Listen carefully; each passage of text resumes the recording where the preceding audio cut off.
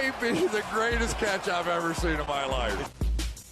Okay guys, I know we have a lot of new listeners, so I really need to come through and I need to explain what type of video this is.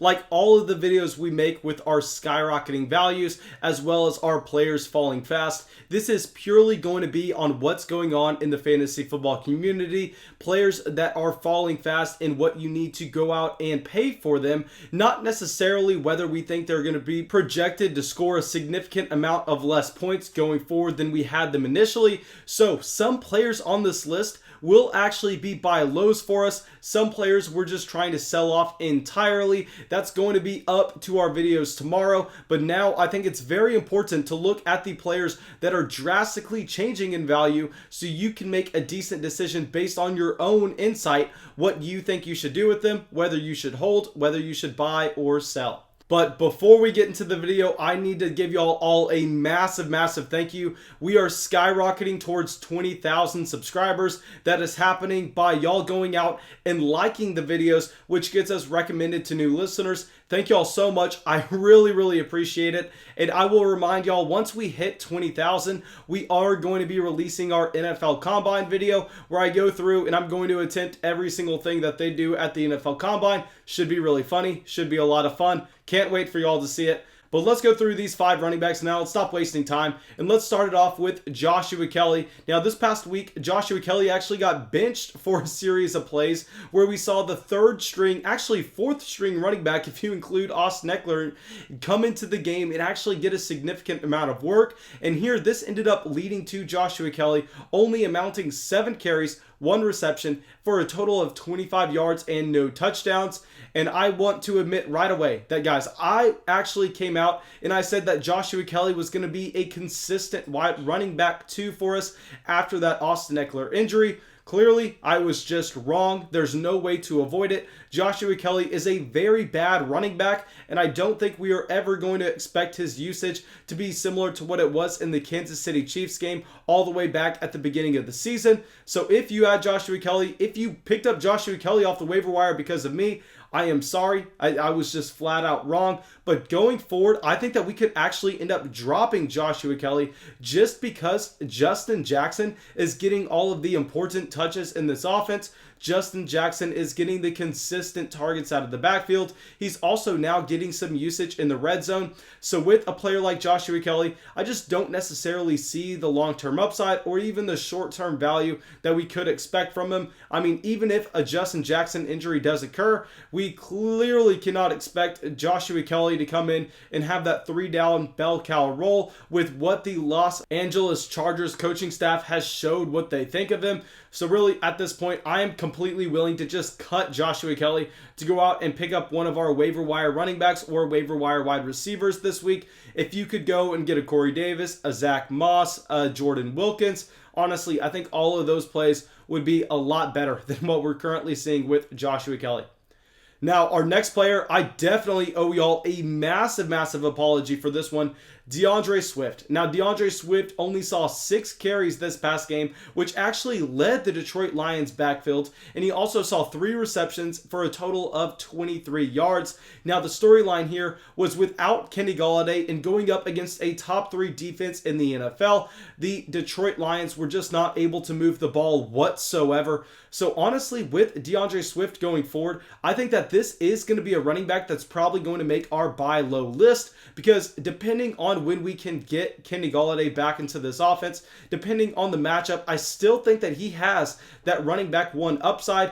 And if anything, you can shine a light on the fact that he did outtouch any other Detroit Lions running back by a good margin this past game, and use that as a reason to assume that he's going to continue to get more opportunity going forward. And while he's still seeing every valuable touch in this backfield, he's seeing the usage at the goal line, he's seeing the targets out of the backfield. So I don't care even if Adrian Peterson is going to get 5 to 10 carries a game between the 20s. That's really not going to amount to a lot of fantasy production, because those are the lowest value touches any running back can see. I mean, even if you average 4 yards per carry, say Adrian Peterson's getting 6 carries between the 20s, he's getting no usage at the goal line, he's not getting targeted out of the backfield.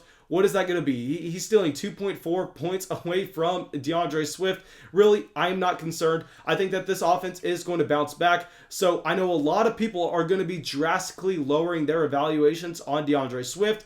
And honestly, that may make him a buy low for us, but we'll get into that in a little bit more depth in one of tomorrow's videos.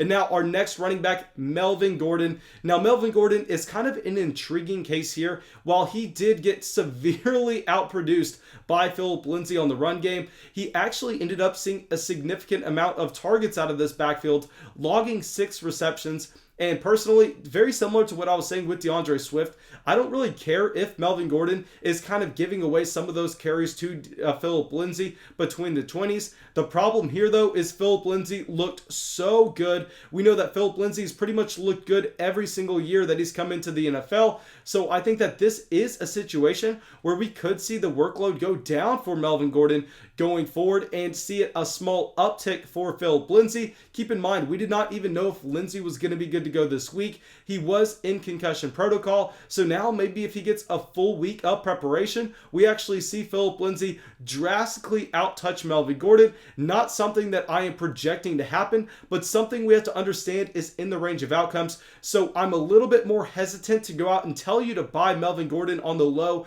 but looking at that 6 reception total, I am a little bit more intrigued than I know a lot of people are going to be after Phillip Lindsay looked like he just completely stole the show for Denver. Now, I think that we should kind of change the name to this video, the Mason Dodd Apology Tour, because that's what I'm doing. Now, this next player I also have to apologize for, Jonathan Taylor. Now, Jonathan Taylor, I ranked aggressively in our rest of season running back rankings, and I told y'all to pretty much start him in every single league. I thought that he had a fantastic matchup against the Detroit Lions run defense, and I thought the Indianapolis Colts were going to be able to run all over this unit. And yeah, they did, but it was not Jonathan Taylor in the slightest. Jonathan Taylor actually got severely outtouched by Jordan Wilkins, and Nyheim Hines had some splash plays with receptions out of the backfield. Now, I know a lot of people want to look at that quote about Jonathan Taylor dealing with that ankle injury and kind of excuse away this performance because of that. And honestly, guys, the more I look into it, the least willing I am to do that. I think that I may be the first person to just say I was wrong here.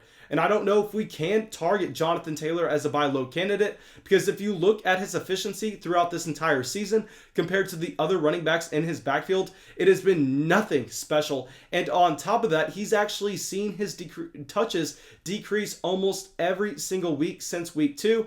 So I know a lot of people are going to be advising you to go out and buy low on Jonathan Taylor after the report came out that he was dealing with that ankle injury, and supposedly that's why he was not able to provide a ton of production this game. I myself, I'm going to be a little bit more hesitant. I think that I may just be willing to throw in the towel before his value just completely tanks. So while, yes, you're definitely going to have to sell him for less than you were looking at before, I think maybe that's something we look to do.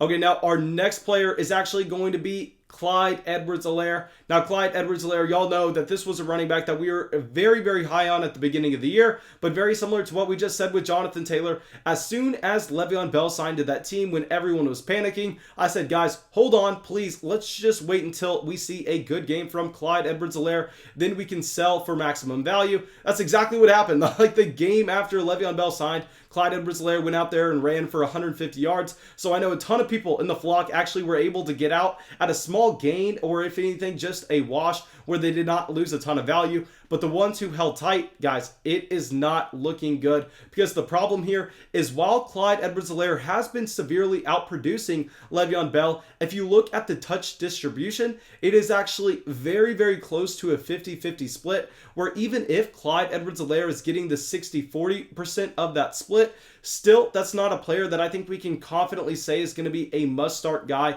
every single week, just because this offense doesn't need the running back to produce. They are so good through the air with Patrick Mahomes that it's not like we're going to see this ever be a Dalvin Cook situation, where maybe if this was a Cleveland Browns unit, we could see both Clyde Edwards-Helaire and Le'Veon Bell come out and be significant producers. But right now, I don't think we can start any one of these players just with how this offense is deciding to move the ball down the field. So I really hope you were able to get out high on Clyde Edwards-Helaire, because right now, I mean, it's very, very bleak. He's plummeting. I love the value, but we have to acknowledge that he just does not have the workload in this situation. But thank you guys. I really hope y'all enjoyed this video. I really hope y'all got something from it. As always, if y'all did, please make sure you go down there, drop a like, leave a comment, subscribe to the channel. It really helps us out. And also, just a reminder, we are going live every single night. We go live Tuesday, Wednesday, Thursday, Friday, Saturday nights, and Sunday mornings. We're going to go live at 9 p.m. Central every night except on Thursday night. And then we're going to go live as soon as Thursday Night Football is over. But yeah, thank y'all so much and have a great day, guys.